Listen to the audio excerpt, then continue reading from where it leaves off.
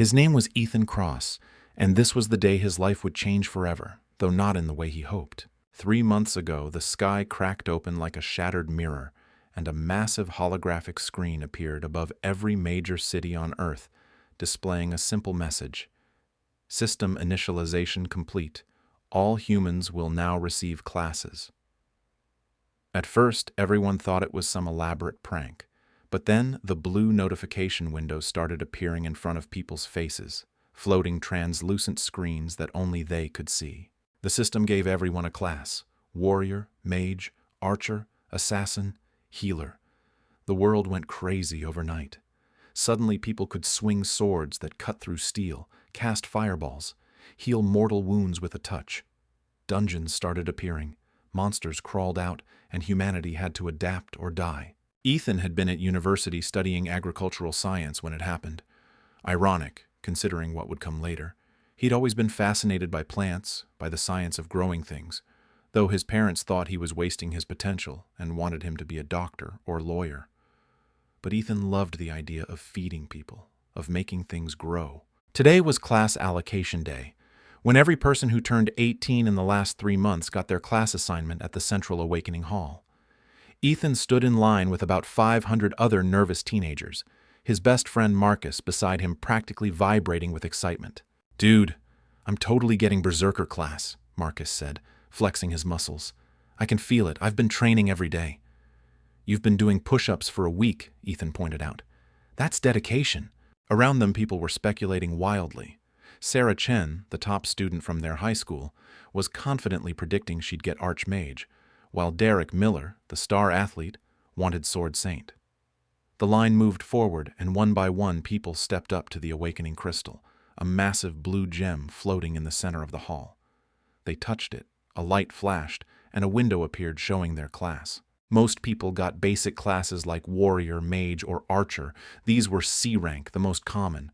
Some lucky few got B-rank specialized classes like battle mage or shadow assassin. Then Sarah touched the crystal, and a brilliant golden light exploded outward. The entire hall gasped. "A rank! Archmage!" someone shouted, and Sarah grinned, raising her arms in triumph. An A-rank class on the first try meant she was set for life. The major guilds would be fighting to recruit her. Marcus went next, and the crystal glowed green. "B-rank battle warrior," he whooped, pumping his fist. "Yes, that's what I'm talking about." Ethan was happy for him, really, but his heart was pounding as he stepped up to the crystal. Please be something good. Please be something he could use to make a difference. He placed his hand on the smooth surface. The crystal flickered. A dull, muddy brown light pulsed weakly, and then his status window appeared. Class allocated, farmer, rank F, primary stats none, combat abilities none, special abilities basic farming, and plant knowledge level 1. The hall fell silent. Then someone laughed, then another, and within seconds the entire room was roaring with laughter. "Farmer? Oh my God, he got the worst class. F rank. I didn't even know F rank existed. Dude's gonna fight monsters with a shovel." Ethan's face burned as he stood there frozen while hundreds of people pointed and laughed. Even the officials running the allocation looked uncomfortable, averting their eyes. Marcus tried to clap him on the shoulder, saying, "Hey man, it's not that bad." But Ethan pulled away, saying don't, and walked out while the laughter echoed behind him. Outside, he leaned against the wall and stared at his status screen. Farmer, F rank, the absolute bottom of the barrel. In a world where power determined everything, he'd gotten the one class that was completely useless for combat. No attack skills, no defense skills, just farming. His phone buzzed with texts from family asking if he got a good class, but he couldn't bear to answer them. The next day, Ethan went to the Hunters Academy admission office. The academy was where new class holders learned to use their abilities, how to fight monsters, how to clear dungeons. Graduation guaranteed a spot in a guild with a good salary. It was the only real path to success in this new world. He handed his application to the administrator, a middle-aged woman with appraiser class. She glanced at his status, and her expression immediately shifted from professional to pitying. "I'm sorry," she said without even looking at the rest of his application. "Hunter's Academy only accepts combat classes. minimum C rank. But I scored in the top percentile on the entrance exam, Ethan protested. Mr. Cross, I understand this is difficult, but the Academy's resources are limited, and we can't waste them on non-combat classes. Perhaps you should look into agricultural programs. I'm sure there are farms that could use your class abilities. It was the politest rejection he would receive that day. Ethan tried 3 other combat academies, and all 3 rejected him on the spot when they saw his class.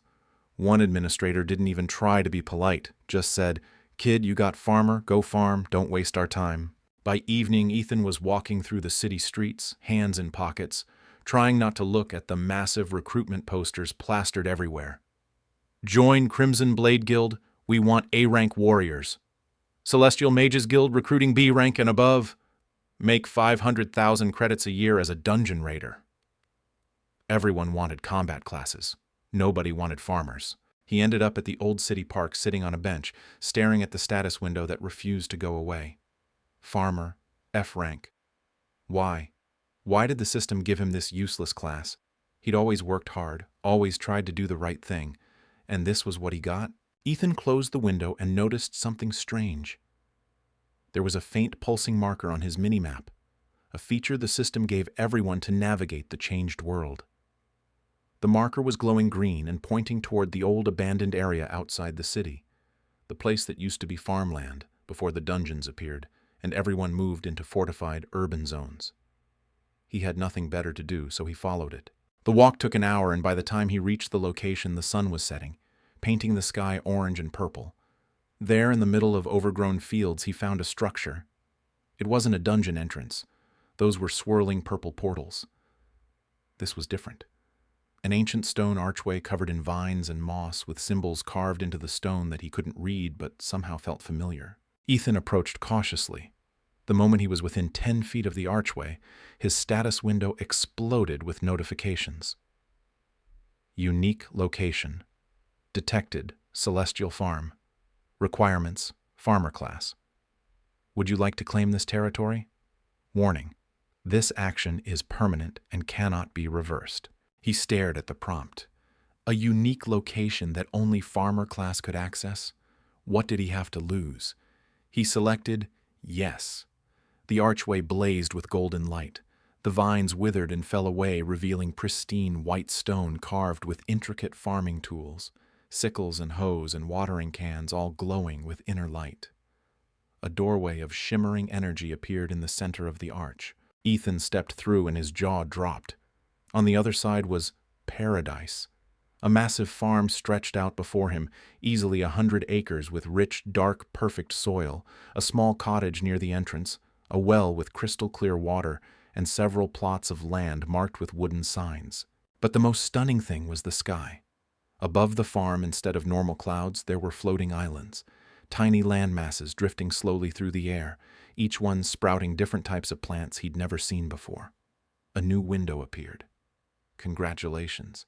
You have claimed the Celestial Farm. This is a unique instance space bound to your farmer class. Farm Level 1. Farm points 0 out of 1,000 to Level 2. Tutorial activated. A holographic figure appeared in front of him, an old man in farmer's clothing with a long white beard. "Greetings, young farmer," the hologram said cheerfully. "Welcome to the Celestial Farm. I am the tutorial guide here to explain the basics of your class." Ethan could barely speak. "What is this place?" "This is your personal farm dimension. As a farmer class, you have the unique ability to grow crops that no other class can cultivate. As a farmer, you gain farm points by growing crops, tending to animals, and completing farming quests. These points can be used to level up your farm, unlock new crop types, and expand your territory." The guide pointed to one of the plots. "These are starter plots where you can currently plant basic crops: wheat, carrots, potatoes, and herbs. As you level up, you'll unlock special crops with unique properties." "Unique properties?" Ethan asked. The guide grinned. "Oh, yes. You see, young farmer, the crops you grow here aren't ordinary plants. When consumed, they provide permanent stat boosts, temporary buffs, or even unlock hidden abilities. In the ancient times, farmers were the most sought-after class in the world because only they could produce these miraculous crops." Ethan's mind raced. Wait, so I can grow plants that make people stronger? Indeed, but there's more. The guide's expression grew serious. Your class has been suppressed for millennia. The gods feared the power of the farmer class, so they sealed most of its abilities and degraded it to F rank. But the seal is weakening. The celestial farm is the key to unlocking your true potential. As you level up this farm, you'll regain the lost abilities of the ancient farmers and learn to grow legendary crops that can cure any disease, provide immortality, or even grant divine powers. Ethan staggered backward. This is insane. Why me? Why now?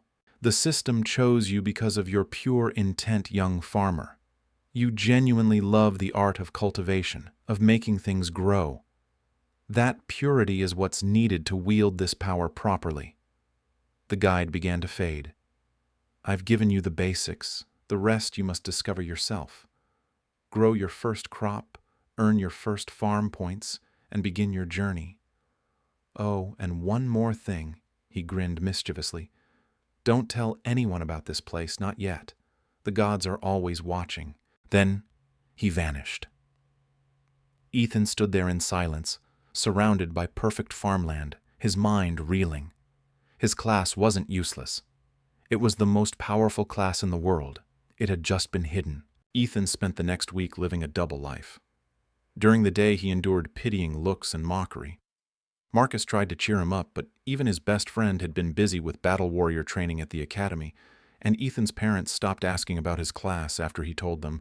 The disappointment in their voices was enough. But at night, he was in the celestial farm working harder than he ever had in his life. The tutorial guide had left him with starter seeds, wheat, carrots, and something called vitality herbs. Ethan planted them carefully using the knowledge from his agricultural science classes combined with the instinctive understanding his farmer class provided. The system helped too. When he was working, he could see information. Soil quality excellent, water level optimal, sunlight perfect. It was like having a heads-up display for farming. The crops grew impossibly fast. What should take months happened in days. The wheat sprouted within hours. The carrots pushed through the soil overnight.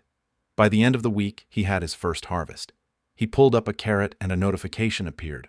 Vitality carrot, quality common, effect +5. Vitality when consumed, duration permanent. Ethan's hands shook as he read it. Permanent stat increase. In the normal world, the only way to increase stats was through leveling up by killing monsters or expensive potions that gave temporary boosts. A permanent +5 to vitality would sell for thousands of credits on the market, and he'd just grown it from a seed. He harvested everything. 50 carrots, 30 bundles of wheat, 20 vitality herbs. Farm points earned, 500. Farm level 1. Progress, 500 out of 1,000. Halfway to level 2 already. But the real question was, what should he do with these crops? The tutorial guide had warned him not to reveal the celestial farm. If he started selling permanent stat boost vegetables, people would ask questions. The gods were watching, the guide had said, whatever that meant. Ethan needed to test these carefully. He ate one vitality carrot himself. The moment he bit into it, warmth flooded his body and his status window pinged. Vitality 10 increased to 15. Holy shit, it actually worked. He felt stronger, more energetic, like he could run a marathon without getting tired. This was real. This was actually real. But he needed to be smart about this. 2 days later, Ethan was at the city market trying to figure out how to discreetly sell his crops when he overheard a conversation. Please, is there anyone who can help? We'll pay anything. He turned to see a young woman, maybe a year older than him, standing at a healer's stall. She was beautiful with long silver hair and striking blue eyes, but what caught his attention was the desperation in her voice. The healer shook his head. Miss Aria, I'm sorry, your condition is beyond my abilities. You need a master healer or perhaps an alchemist who can brew a cure-all elixir. I've tried, Aria's voice cracked. Every guild in the city, they all say the same thing. The ingredients for a cure-all elixir are too rare. We'd need to raid a B-rank dungeon, and even then, I'm sorry, I truly am. Aria slumped against the stall, looking defeated. Ethan shouldn't get involved. He should walk away. but something made him approach her. "Excuse me," he said quietly. "I couldn't help overhearing. What exactly do you need?" Aria looked up, her eyes red-rimmed. "It's my father. He's the guildmaster of Iron Shield Guild. 3 weeks ago, during a dungeon raid, he was poisoned by a venom drake. The poison is slowly crystallizing his internal organs, and without a cure, he has maybe 2 months left." "And you need a cure-all elixir?" "Yes, but the main ingredient is a 1,000-year ginseng that only grows in S-rank dungeons, and there are only 5 S-rank hunters in the entire country. None of them will risk their lives for someone from a mid-tier guild." She laughed bitterly. Ethan thought about the vitality herbs he'd grown. They weren't ginseng, but what if there was another way? Not a cure-all elixir, but something else that could help. Aria's eyes narrowed. "What do you mean?" "I might have access to some unique herbs. I can't promise they'll cure him completely, but they might slow the poison down, give you more time to find a real cure." She studied him intensely. "Who are you? What class?" Ethan hesitated, then figured he had nothing to lose. "Ethan Cross, farmer class." Her expression didn't change to mockery like he expected. Instead, she looked thoughtful. "Farmer? I've heard that class can grow medicinal herbs. Basic ones, though. Nothing strong enough for crystalline venom." "These aren't basic," Ethan said, then immediately regretted it. Too much information. But Aria's eyes lit up. "You have rare herbs? Where? How?" He made a split-second decision. "I can't tell you that, but if you're willing to trust me, I can try to help your father." She searched his face for a long moment, then nodded. "Our guild hall tonight. If you can really help him, the Iron Shield Guild will owe you a debt." Iron Shield Guild's headquarters was modest compared to the top guilds, but it was well maintained. Aria led Ethan through halls lined with weapons and armor, past training rooms where hunters practiced their skills. They reached the guildmaster's private quarters, where inside, lying on a bed, was a man in his 50s. His skin had a gray tint, and Ethan could see dark veins spreading up his neck. The crystalline poison. "Father, this is Ethan Cross," Aria said softly. "He's a farmer. He says he might be able to help." The guildmaster, Roderick, opened his eyes. They were sharp, despite his condition. "A farmer? Aria, I appreciate the effort, but—" "Please," Ethan interrupted. "Just let me try." He pulled out 3 vitality herbs from his inventory. In this world, everyone had a basic storage space, so carrying items wasn't suspicious. But when he placed the herbs on the bedside table, Roderick's eyes widened. These energy readings. He tried to sit up but winced in pain. "Don't move," Ethan said, handing him 1 herb. "Eat this, the whole thing." Roderick looked at Aria, who nodded encouragingly. Slowly he chewed and swallowed the herb. For a moment nothing happened. Then his eyes flew open and color flooded back into his cheeks. The gray tint faded. "What is this?" he gasped. A notification appeared in Ethan's vision. Guildmaster Roderick's vitality increased by 10. Crystalline poison progression slowed by 60%. Apparently the system let him see the effects on people who consumed his crops. "The poison," Roderick said, breathing heavily. "It's receding, not gone, but—" He looked at Ethan with wonder. "What are these herbs?" "Special cultivation," Ethan said vaguely. "They boost vitality. It won't cure the poison completely, but it should give you more time. A lot more time." He handed over the other 2 herbs. "Take 1 every 3 days. That should keep the poison suppressed for a few weeks while you search for a real cure." Aria was crying. "How much?" "Name your price. We'll pay whatever." "No payment," Ethan said firmly. "Just keep this quiet. I don't want people knowing about these herbs yet." Roderick studied him with newfound respect. "You're hiding something. Some secret growing method, perhaps." When Ethan didn't answer, he nodded slowly. "I understand. Every farmer has their secrets. You have my word, Iron Shield Guild will keep your confidence." He extended his hand, and despite his weakened state, his grip was strong. "You saved my life, young man.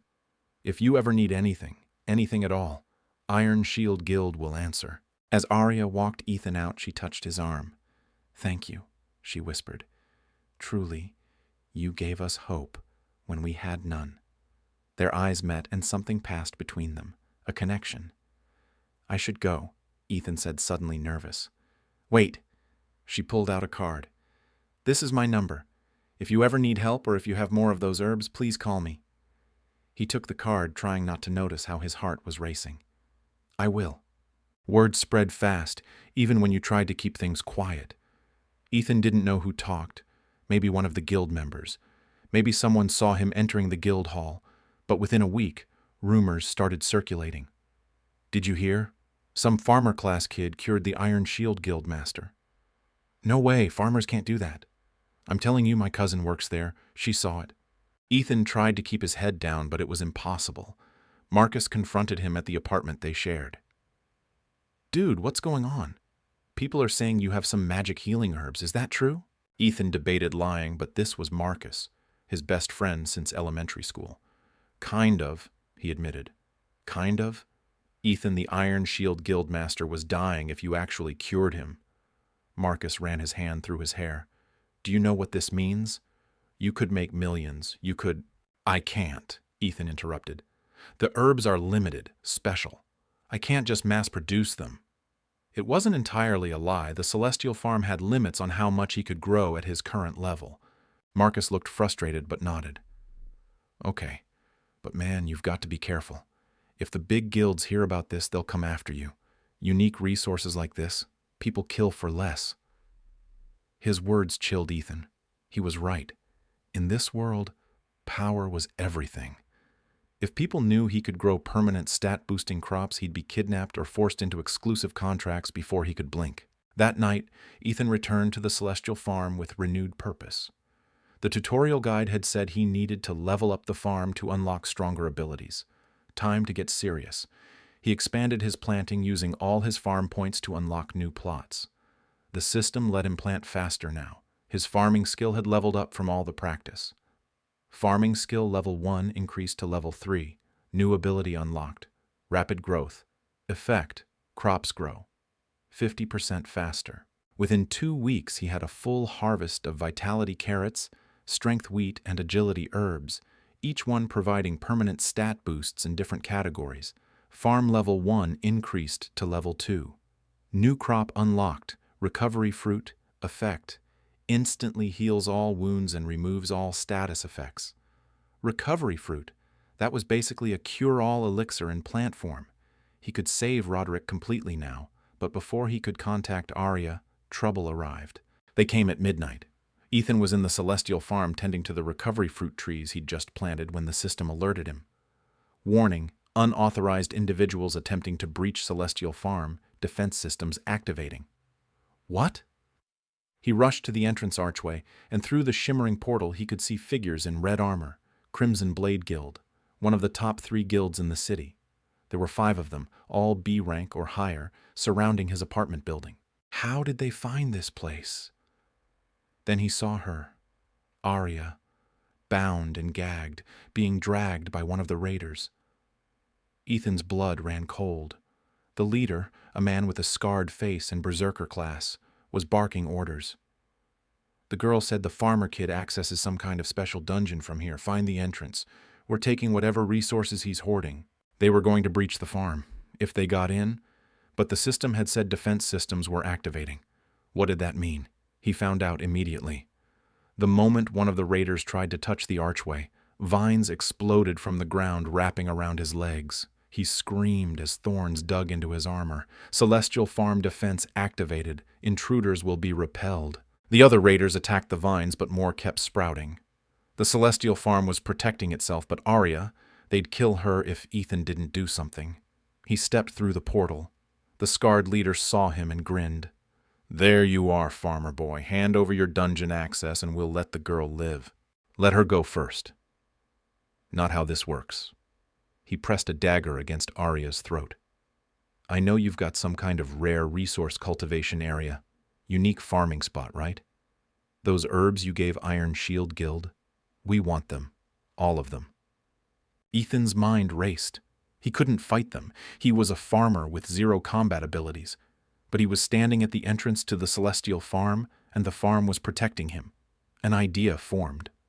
"Fine," he said, raising his hands. You want the farm? Come get it. He stepped backward through the portal. The leader's eyes lit up with greed. He shoved Aria aside and charged through after Ethan. Big mistake. The moment he crossed the threshold, the Celestial Farm's defenses went into overdrive. Massive vines erupted from the ground, each one thick as a tree trunk. They grabbed the leader, lifting him into the air. He screamed, trying to break free, but the vines were infused with the farm's energy. They were far stronger than normal plants. Intruder detected. Initiating purge. "What the hell?" the leader roared. Ethan stood back, watching. "This is my farm. You're not welcome here." The vines tightened, and with a sickening crack, the leader's armor shattered. He was thrown back through the portal, crashing into his own guild members. The other raiders stared in shock. "Forget it!" one of them yelled. "The place is guarded. Fall back!" They grabbed their injured leader and fled into the night. Ethan rushed to Aria, untying her. "Are you okay? Did they hurt you?" She shook her head, tears streaming down her face. "I'm sorry. They captured me outside the guild hall, demanded to know about the herbs. I didn't tell them about your farm, but they figured out you had some kind of special place and—" "It's okay," he said gently. "You're safe now." She looked at him with wonder. "That power, your farm defended itself. Ethan, what exactly is your class?" He hesitated, then made a decision. "Aria, I need to trust someone, and I choose you." He told her everything about the Celestial Farm, the sealed farmer class, the ancient power that had been suppressed for millennia. When he finished, she was silent for a long moment, then said, "The Crimson Blade Guild won't give up. If they know you have resources this valuable, they'll come back with more force. You need protection. I have the farm's defenses, which only work at the entrance. Ethan, they could attack you anywhere else. You need allies." She was right. He couldn't hide forever. "What do you suggest?" Aria's eyes gleamed with determination.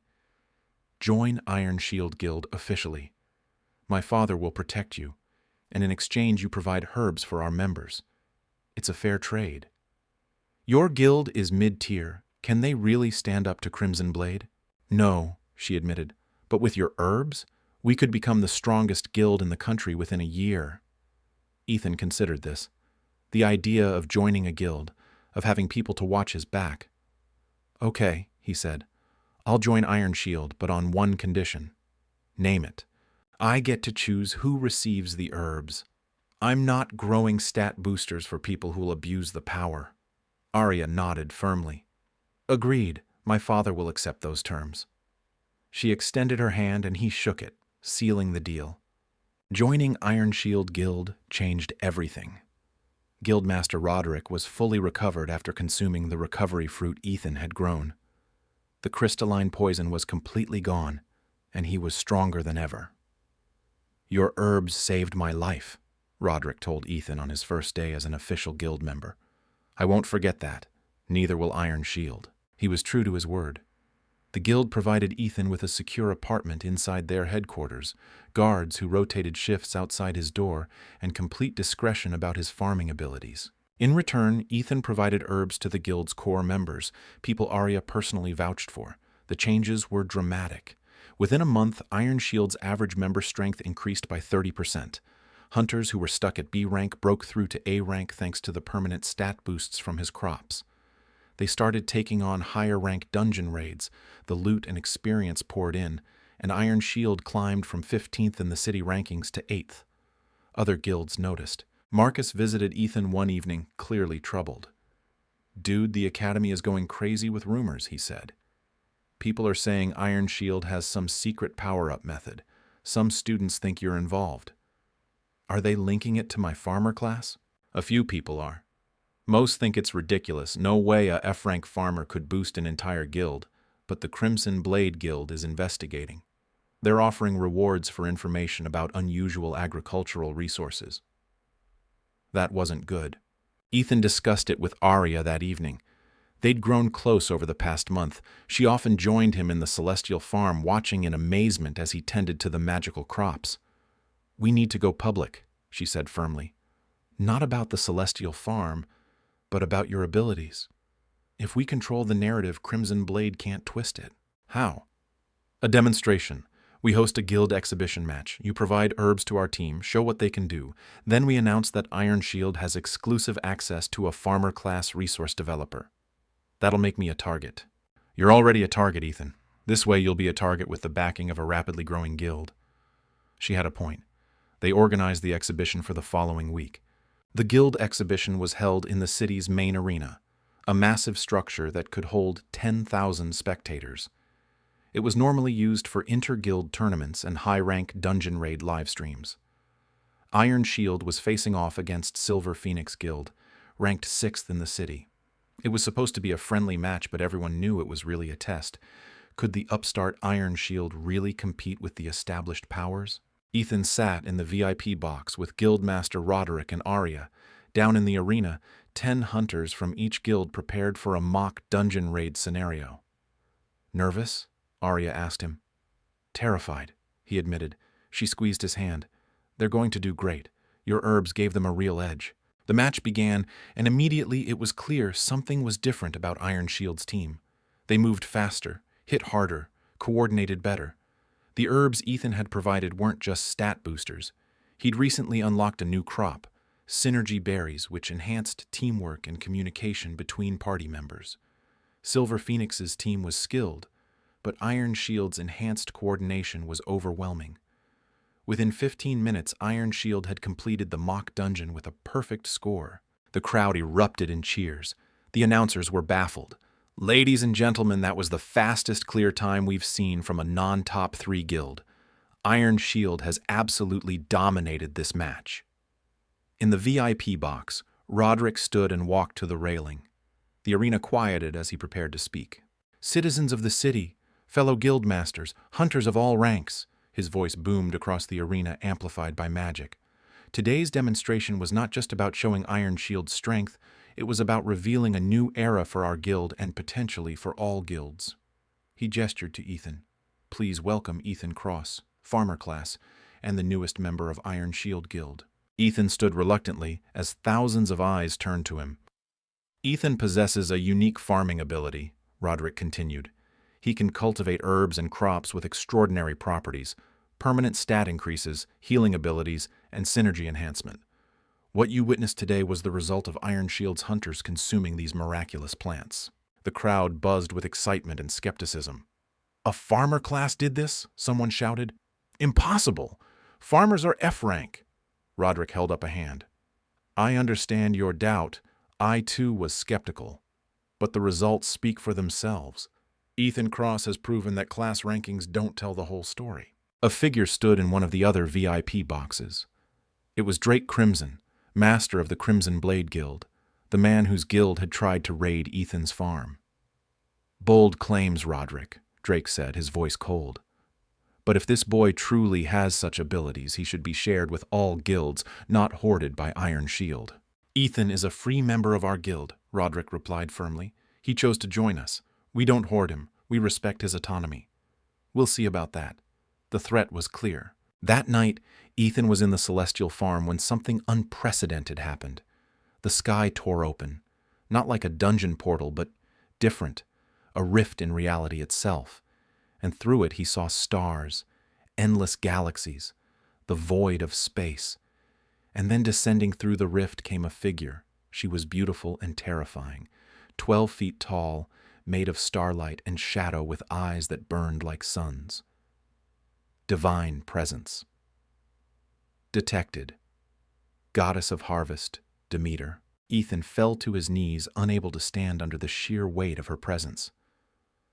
So, the goddess said, her voice echoing across dimensions, a farmer has finally reclaimed the Celestial Farm. How nostalgic. I don't understand, Ethan stammered. She laughed, and it sounded like thunder. Of course you don't. Let me educate you, little farmer. Once in the age before the system, farmers were gods themselves. They controlled the growth of all living things, could create life from nothing, could even manipulate time through the cycles of harvest. She knelt, bringing her face close to his. The other gods feared this power, so they conspired, degraded the farmer class to F rank, sealed the celestial farms, erased the knowledge from mortal memory. Why are you telling me this? Because the seal is breaking. You've triggered the first awakening by claiming this farm. Soon others will awaken too, and when the old powers return, she smiled grimly, war will come. War? Between who?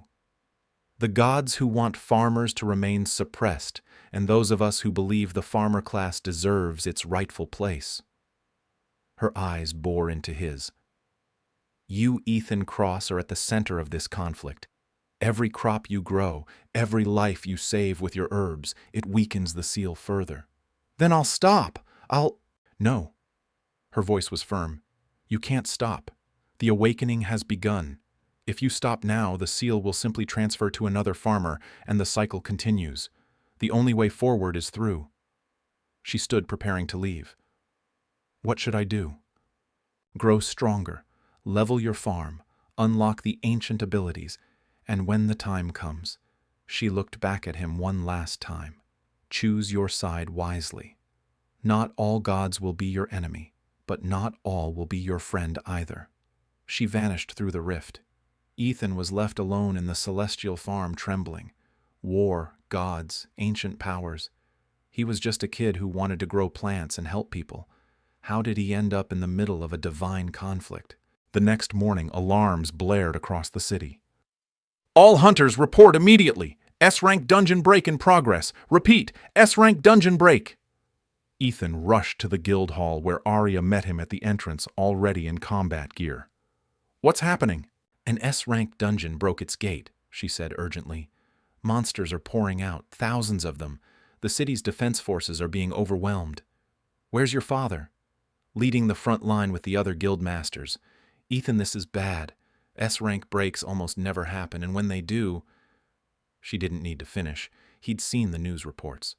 S-Rank dungeon breaks had destroyed entire cities. What can I do? I'm not a combat class. Your crops, she interrupted. Do you have anything that could help in a large-scale battle? Ethan thought fast. The synergy berries, and wait. I unlocked a new crop yesterday. Titan's wheat. It temporarily multiplies physical strength by 5 for 30 minutes. Her eyes widened. How much do you have? Enough for maybe 50 people. Get it now. We're mobilizing every hunter we have. Ethan raced to the celestial farm and harvested every Titan's wheat stalk he had. When he returned, Iron Shield's hunters were assembling. He distributed the wheat. Eat this right before combat. It'll make you 5 times stronger, but only for 30 minutes. Make it count. They looked skeptical. Some had never seen his crops before, but Roderick's authority carried weight. Trust him, the guildmaster ordered. I've seen what his crops can do. They marched to the battle. The sight that greeted them was apocalyptic. The S-Rank dungeon had fully ruptured, a massive portal hanging in the air above the commercial district, and through it, an army of demons was pouring out. Not regular monsters, but demons, intelligent, organized, armed with weapons. Leading them was a demon general, easily 20 feet tall, riding a nightmare creature made of shadow and flame. Humans! The general roared. Your world belongs to the demon realm now. Surrender or die! The city's hunters were fighting desperately, but they were being pushed back. Even the S-Rank hunters were struggling against the sheer numbers. Roderick turned to their guild. This is it. Iron Shield, we're going in. Formation Beta. Ethan's crops activate now. The hunters consumed the Titan's wheat, and the effect was immediate and dramatic. One of their B-rank warriors, a woman named Sarah, suddenly bulged with muscle, her armor cracking from her expanded frame. She lifted a car-sized piece of rubble with one hand. Holy shit, she laughed. I feel like I could punch through a mountain. All around Ethan, Iron Shield's hunters were transforming into temporary titans. Charge! Roderick roared. They slammed into the demon army like a hammer. It was carnage. Their hunters were ripping through demon soldiers that had been overwhelming other guilds moments ago. The Titan's wheat had made them temporarily as strong as A-rank hunters, but the demon general noticed. What is this? He stared at their forces. What magic enhances them? He pointed his massive sword at Ethan. You, the farmer boy, this is your doing. Oh shit. The general charged straight through the battlefield, scattering hunters like bowling pins. He was coming for Ethan. Aria threw herself in his path. "Get back!" She was A rank, skilled, and determined. But the general was S rank. He swatted her aside like an insect, and she crashed into a building unmoving. "Aria!" Ethan screamed. The general loomed over him, raising his sword. "Die, farmer! Your meddling ends now!" Time seemed to slow. Ethan was going to die, an F-rank farmer against an S-rank demon general. There was no escape, but then something inside him awakened. The celestial farm's power surged through his body. His status window exploded with notifications. Emergency awakening activated. Farmer class true ability unlocking. Growth manipulation activated. Ethan's hands moved on instinct. He touched the ground, and beneath the demon general the earth erupted, but it wasn't vines this time. It was a tree, a massive ancient tree that grew in seconds, its trunk thicker than a building. The tree grew so fast that the general couldn't dodge. It slammed into him, lifting him off the ground, crushing him against its rapidly expanding branches. World Tree Manifestation. Damage: 999,999. The demon general's armor shattered. His body crumbled, and within seconds he was reduced to nothing but ash. The entire battlefield went silent. Every human, every demon stared at the massive tree that hadn't been there 10 seconds ago, and at Ethan the F-rank farmer standing at its base with glowing green eyes. One of the S-rank hunters whispered, "What the hell is that, kid?" The demons lost their morale. Without their general, they scattered and fled back through the portal. The dungeon break was over. They had won. But as Ethan collapsed, exhausted, he knew everything had changed. 2 weeks later, Ethan sat in the celestial farm, which had transformed dramatically since the awakening. The farm was now level 5. The plots had expanded to cover miles. Floating islands filled the sky, each one growing different exotic crops. And in the center stood the world tree, the massive tree he'd manifested during the battle, now a permanent fixture of his farm. Farmer class, rank unknown, hidden rank, revealed, SSS. Title: Guardian of Growth. Unique abilities: World Tree Manifestation, Infinite Cultivation, Life Weaver. The system had reclassified him after the awakening. Turns out farmer wasn't F rank, it was SSS rank, just sealed. He was the first farmer to unlock the seal in 10,000 years. The world knew now. Videos of him manifesting the world tree had gone viral. Every major guild in the country had offered him contracts. Some governments had even reached out, but he'd turned them all down. He was staying with Iron Shield, with Aria, who had recovered from her injuries, and who he'd started dating officially, with Roderick, who treated him like a son, with Marcus, who had quit the academy to join their guild because he wasn't missing out on this adventure. Iron Shield was now the #1 ranked guild in the country, and they were still growing. Aria joined him in the farm, sitting beside the world tree's roots. "The tutorial guide appeared again," Ethan told her. "He says more farmers will awaken soon. The seal is breaking worldwide. How do you feel about that?" He thought about it. "Hopeful. If more farmers awaken, if we reclaim our true power, maybe we can change this world for the better." She leaned her head on his shoulder. "You already have, Ethan. You saved the city, you saved my father. You proved that the system's rankings don't define us. The gods won't like that."